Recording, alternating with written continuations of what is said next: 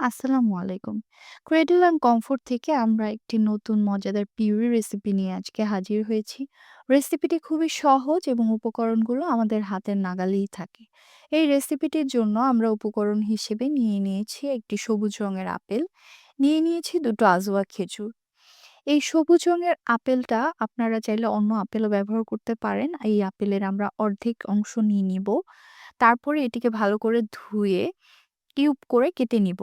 এই কিউব করে রাখা আপেল এবং খেজুর দুটো ভালোভাবে পরিষ্কার পানি দিয়ে ধুয়ে একটি ছোট প্যানে অল্প পানি দিয়ে সিদ্ধ বসিয়ে দিই।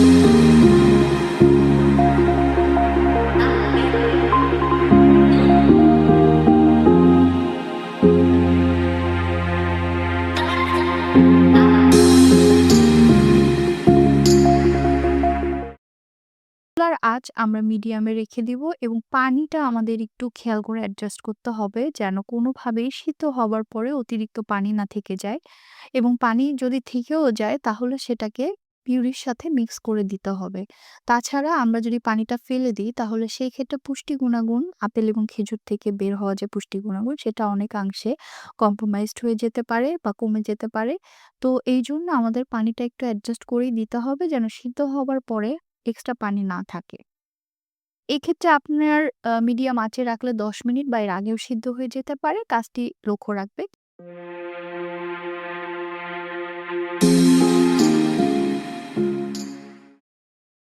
এরপরে আমরা চলে যাব পরের স্টেপে। পরের স্টেপের জন্য আমাদের মূলত একটি দরকার হবে কিচেন ব্যালেন্স। আ আমাদের বাচ্চার ক্ষেত্রে আমরা সাধারণত সব খাবারগুলোই ওর যে খাবারগুলো বানানো হয়, সবগুলোর জন্যই আমরা উপকরণগুলো যাতে ভালোভাবে মেজার করা যায় অ্যাকুরেটলি, সেই কারণে আমরা একটি কিচেন ব্যালেন্স ব্যবহার করি।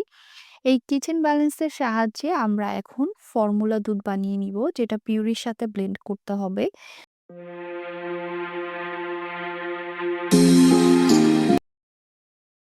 এরপরে ফর্মুলা দুধের অর্ধেকটা অংশ আমরা আপেল এবং খেজুরের সঙ্গে মিশিয়ে ব্লেন্ড করব।